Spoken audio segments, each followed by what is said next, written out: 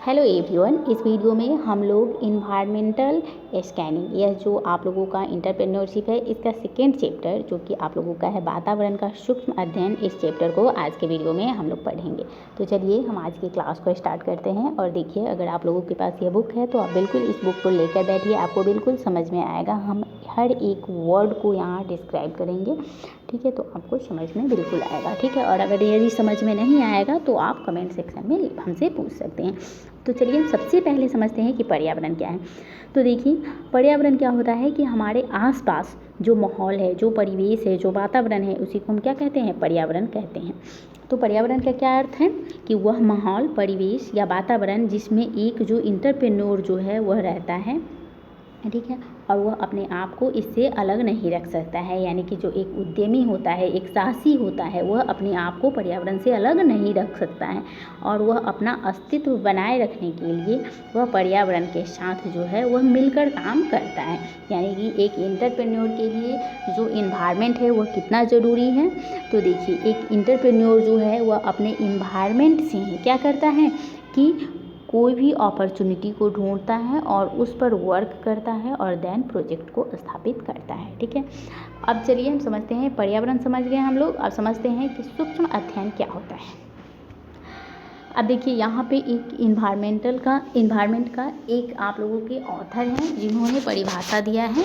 उनके अनुसार उन्होंने बताया कि पर्यावरण का मतलब है उन घेरे में रहने वाली परिस्थितियाँ, प्रभाव या और शक्तियों से है जो कि सामाजिक और सांस्कृतिक दशाओं के समूह के द्वारा जो है वह व्यक्तियों के समुदाय जीवन को प्रभावित करती है। इस तरह निकटवर्ती परिस्थितियाँ जिससे हम घिरे रहते हैं, यानी कि हमारे निकट में यानी हमारे समीप वैसी परिस्थितियाँ जिससे हम घिरे रहते हैं, पर्यावरण कहलाती है।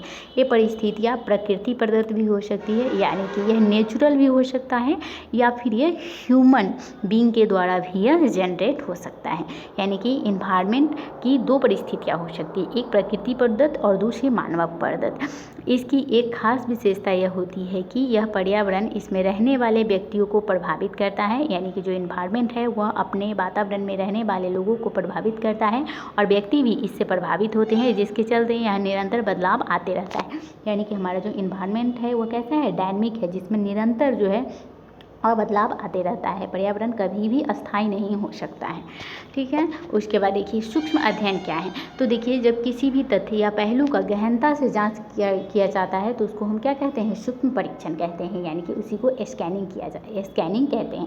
अब देखिए, इन्वायरमेंटल स्कैनिंग क्या है। तो देखिए, चलिए सबसे पहले हम इसको देख लेते हैं। देखिए, जो एक एंटरप्रेन्योर जो है वह पर्यावरण को विभिन्न गतिविधियों का सूक्ष्मतम अध्ययन करता है और तब किसी निष्कर्ष पर पहुंचता है कि उसे क्या, कब और कैसे करना है। यानी कि एक जो एंटरप्रेन्योर होता है वह अपने इन्वायरमेंट से ही क्या करता है? अपॉर्चुनिटी को ढूंढता है और उसे जो भी अपॉर्चुनिटी दिखाई देती है उसमें वह गहनता से जाँच करता है, उसका सूक्ष्म अध्ययन करता है कि उसमें क्या करे, वह कब और कैसे करना है। इन सारी चीज़ों का सूक्ष्म अध्ययन करना ही क्या कहलाता है? स्कैनिंग कहलाता है। अब चलिए हम समझते हैं कि इन्वायरमेंटल स्कैनिंग क्या है। तो देखिए, जब हम वातावरण का यानी कि जब एक साहसी, एक एंटरप्रेन्योर, एक उद्यमी अपने वातावरण के आवश्यकताओं, ठीक है, समस्याओं का ऑब्जर्वेशन करता है, उसमें गहनता से जांच करता है कि लोगों की क्या समस्याएं हैं, क्या नीड है, उनकी नीड और आवश्यकताओं को ध्यान में रखते हुए यदि किसी प्रोजेक्ट की स्थापना का आइडिया उसके और फिर उस प्रोजेक्ट की स्थापना करने से जो सारा चीज़ उसके द्वारा किया जाता है कि यह प्रोजेक्ट क्या स्थापित किया जाएगा, तो यह फ्यूचर के लिए फ्यूचर में इसकी मतलब इस प्रोजेक्ट से हमें रिटर्न मिलने की संभावना है या नहीं, प्रॉफिट होने की संभावना है या नहीं, इन सारी चीज़ों का वो सूक्ष्मता से अध्ययन करता है और फिर कोई वह प्रोजेक्ट लगाता है। तो इसी को क्या कहा जाता है? इन्वायरमेंटल स्कैनिंग करता है। यानी कि पर्यावरण का गहनता से जांच करके किसी भी प्रोजेक्ट की स्थापना करना क्या कहलाता है? पर्यावरण अध्ययन कहलाता है, ठीक, जो कि एक उद्यमी के द्वारा किया जाता है। अब देखिए, वातावरण का सूक्ष्म परीक्षण क्यों आवश्यक है। अब देखिए, एक जो एंटरप्रेन्योर होता है वह वातावरण का इतना स्कैनिंग क्यों करता है, इतना सूक्ष्म परीक्षण क्यों करता है। तो देखिए, एक एंटरप्रेन्योर जो होता है वह वातावरण का सूक्ष्म अध्ययन जो है वह स्ट्रेटजी फॉर्मुलेशन के लिए करता है, यानी व्यूह रचना के निर्माण में सहायता करता है। इन्वायरमेंटल स्कैनिंग यानी वातावरण का सूक्ष्म अध्ययन करने से व्यवसाय में होने वाली समस्याओं का क्या है? हल खोजा जा सकता है। यानी कि जब एक एंटरप्रेन्योर के द्वारा वातावरण का सूक्ष्म अध्ययन किया जाता है तो व्यवसाय में यदि कोई समस्या उत्पन्न हो रही है तो उसका हल भी ढूंढा जा सकता है और व्यवसाय के विकास में क्या है, गति मिलती है। ठीक है, उसके बाद है संभावित खतरों के अवसरों को पहचान। अब देखिए, जब एक इन्वायरमेंटल का स्कैनिंग किया जाता है तो वातावरण का सूक्ष्म अध्ययन करके जो है वह व्यवसाय के संबंध में होने वाली संभावित जो भी खतरे हैं या फिर सुनहरे अवसरों की जानकारी प्राप्त कर उसका निदान किया जाता है, यानी कि उसको सॉल्व किया जाता है। उसके बाद है वातावरण के सतत विश्लेषण के लिए। अब देखिए, वातावरण का लगातार विश्लेषण कर वातावरण में होने वाली परिवर्तनों को ज्ञान प्राप्त कर संभावित खतरों से व्यवसाय को सुरक्षित रखा जा सकता है। तो इसलिए भी क्या है, वातावरण का जो है वह सूक्ष्म अध्ययन एक उद्यमी के द्वारा किया जा सकता है। उसके बाद है प्रबंधकों को सहायक। अब देखिए, प्रबंधकों को क्या सहायता होती है कि वातावरण के विश्लेषण से जो है वह प्रबंधकों के लिए भी सहायक सिद्ध होता है। अब देखिए, यदि कोई व्यवसाय है वह बिना सूक्ष्म अध्ययन किए हुए, यानी वह अपने इन्वायरमेंटल का स्कैनिंग किए बिना ही वह कोई प्रोजेक्ट लगा दिया है तो उसकी कार्य क्षमता क्या होगी, कम होगी। लेकिन वहीं पे कोई ऐसा उद्यमी है जो अपने वातावरण का सूक्ष्म अध्ययन करके कोई प्रोजेक्ट लगाया है तो उसके मुकाबले में उसकी कार्य क्षमता क्या है, अधिक होगी। ठीक है, उसके बाद देखिए भविष्य का पूर्वानुमान। अब देखिए भविष्य का पूर्वानुमान। अब वातावरण का सूक्ष्म विश्लेषण कर प्रबंध वर्ग न केवल भारी समस्याओं का हल ढूंढने में सक्षम हो पाता है वरन ऐसा करने का प्रयास करती है कि समस्या उत्पन्न ही न हो और इस पर अपने अपने उत्तरदायित्व का निर्वहन भी भलीभांति हो जाता है। यानी कि एक एंटरप्रेन्योर क्या करता है कि यदि वह सूक्ष्म विश्लेषण करके कोई प्रोजेक्ट को लगाएगा तो उससे क्या होगा कि यदि फ्यूचर में भी किसी तरह का यदि समस्या उत्पन्न होगा तो उसका क्या होगा कि वह हल ढूंढने में सक्षम हो पाएगा। ठीक है, तो इसलिए भी पर्यावरण का सूक्ष्म अध्ययन आवश्यक होता है एक उद्यमी के लिए। और एक उद्यमी इसलिए भी पर्यावरण का सूक्ष्म अध्ययन करता है कि भविष्य में होने वाली जो अनिश्चितताएं हैं, यानी कि जो हमारा फ्यूचर है वो कैसा है, अनसर्टेन है। तो फ्यूचर में यदि किसी तरह का समस्या उत्पन्न होगा तो उसको कैसे हल किया जाएगा, तो इन सारी चीज़ों के लिए जो है वह सूक्ष्म अध्ययन क्या है, एनवायरनमेंट का जरूरी होता है। अब चलिए हम समझते हैं पर्यावरण और वातावरण का क्या महत्व है। तो देखिए, यह एक सामान्य सी बात है कि व्यक्ति जिस माहौल में भी रहता है या फिर जो रहने जा रहा है, यदि उसकी सही परख नहीं होगी तो वह अपने आप को इसके अनुकूल नहीं बनाए रखना भी क्या होगा, उसके लिए सही नहीं होगा। ठीक है, यानी कि वह अपने आप को यदि उसे पर्यावरण का उसे सही समझ नहीं है तो वह अपने आप को जो है वो उसके पर्यावरण के अनुकूल नहीं बनाए रख सकता है और फिर क्या होगा कि उसका जीना दूभर हो जाएगा, यानी कि उसका जीना क्या होगा, डिफ़िकल्ट हो जाएगा। हम देख चुके हैं कि साहसी स्वयं पर्यावरण में ही रहता है और इसी से उसके लिए क्या है, अवसर ढूंढना होता है। यानी कि जो एक एंटरप्रेन्योर होता है वो एनवायरनमेंट में रहता है और एनवायरनमेंट के माध्यम से ही जो है वो अपॉर्चुनिटी को ढूंढता है। पर्यावरण साहसी के लिए कितना महत्वपूर्ण है इसे 90 तुल्य शब्दों में व्यक्त करना कठिन है, फिर भी पर्यावरण के महत्व को संक्षिप्त रूप में देखा जा सकता है। अब देखिए पर्यावरण के क्या है महत्व। तो देखिए, अवसरों की खोज में चूँकि अवसर पर्यावरण के इर्द गिर्द घूमता रहता है, अतः पर्यावरण का अध्ययन साहसी की पहली आवश्यकता है।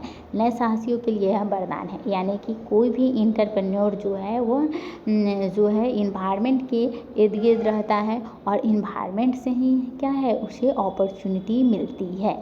तो पर्यावरण के लिए इन्वायरमेंट कितना महत्वपूर्ण है, अगर पर्यावरण नहीं होगा तो उसे अपॉर्चुनिटी को ढूंढने में मदद नहीं मिलेगी। ठीक है, तो एक जो एंटरप्रेन्योर है उसके लिए पर्यावरण क्या है, महत्वपूर्ण है। उसके बाद अस्तित्व को बनाए रखने में देखिए, आज के जो दौर है उसमें बदलती हुई परिस्थितियों में साहसी को अपने अस्तित्व को बनाए रखना भी क्या है, एक कठिन कार्य है। अतः उसे पर्यावरण के हर नब्ज पर ध्यान रखना होगा ताकि वह उसके अनुरूप कार्य कर सके। अब देखिए, एक पर्यावरण का अध्ययन जो है एक साहसी के लिए क्या है, बहुत ही इम्पॉर्टेंट है। क्योंकि देखिए पर्यावरण में क्या है कि हमेशा चेंजिंग आते रहता है और ये चेंजिंग प्रकृति प्रदत्त भी हो सकता है और मानव निर्मित भी हो सकता है। अब देखिए, जैसे कोई प्रोजेक्ट का स्थापना किया गया, ठीक है, और लोगों की उस प्रोजेक्ट में जो चीज़ उत्पादित किया जा रहा है, यानी कि उस इंडस्ट्री में जो चीज़ उत्पादित किया जा रहा है, तो लोगों की मान लीजिए फैशन में चेंज आ गया, उनके इंटरेस्ट में कमी आ गई, तो पर्यावरण के अध्ययन यहाँ पे बहुत ज़रूरी हो जाता है, क्योंकि अब क्या करेगा, एक उद्यमी लोगों की आवश्यकताओं को देखेगा, नीड को देखेगा और साथ ही उनकी इंटरेस्ट को, फैशन को देखेगा कि उनमें क्या चेंजिंग आ रहा है, फिर उसके अनुरूप जो है वह कार्य करना ज़रूरी होता है। तो पर्यावरण का अध्ययन इसलिए भी आवश्यक हो जाता है, ठीक है। यानी कि पर्यावरण का जो महत्व है एक उद्यमी के लिए इसलिए भी महत्वपूर्ण हो जाता है। यदि उसे अपने प्रोजेक्ट को लॉन्ग रन में बनाए रखना है तो उसे पर्यावरण का अध्ययन करना ज़रूरी होता है। उसके बाद है सफलता प्राप्त करने के लिए। अब देखिए, एक साहसी को अपना अस्तित्व बचाते हुए सफलता के आयाम भी प्राप्त करना होता है। यह तभी संभव है जब साहसी पर्यावरण की गतिविधियों पर बारीकी से बनाए रखें, ठीक है, और इसका बदलाव के अनुसार अपने आप को समायोजित करें। यानी पर्यावरण में किसी तरह का चेंजिंग आ रहा है तो एक उद्यमी का यह दायित्व है कि वह अपने आप को भी इस बदलाव के अनुसार जो है वह अपने आप को एडजस्ट कर ले, ठीक है। तभी उसका क्या है कि उसका जो भी इंटरप्राइज है वह अच्छे ढंग से ग्रो करेगा। उसके बाद है अपने आप को समायोजित करने में। अब देखिए, पर्यावरण में बदलाव के अनुरूप अपने आप को समायोजित करके लाभदायक स्थिति में बने रहने हेतु पर्यावरण का अध्ययन क्या है, अत्यंत आवश्यक है।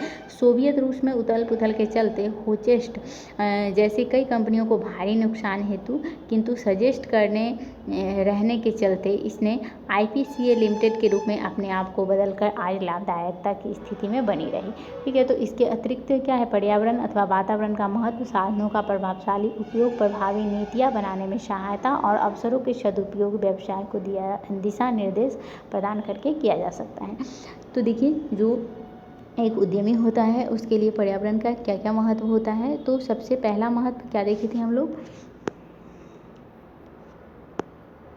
तो देखिए, पर्यावरण के अवसर की खोज करने में जो है वह पर्यावरण मदद करता है एक एंटरप्रेन्योर को।